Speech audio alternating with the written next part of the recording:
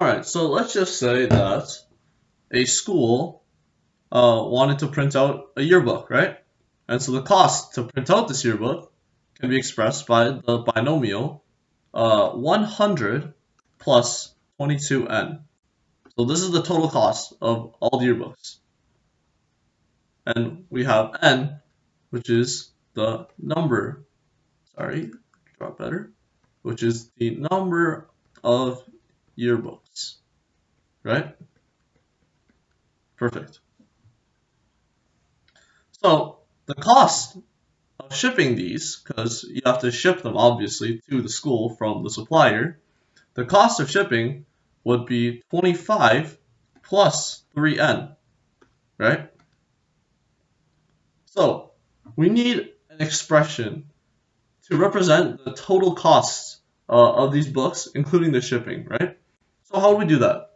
Well, how about we start by adding them, right?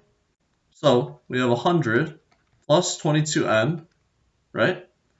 And then you add on, so this right here, this is just the cost of printing the yearbooks themselves, but we have to ship them too, right?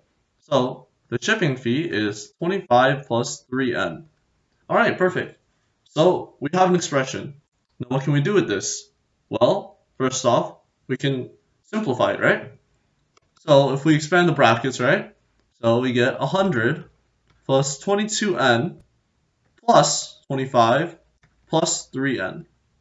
All right, all we gotta do is collect like terms. So we have 22n. Where else do we see an n? There's a 3n. Perfect. And then we collect the constants. All right.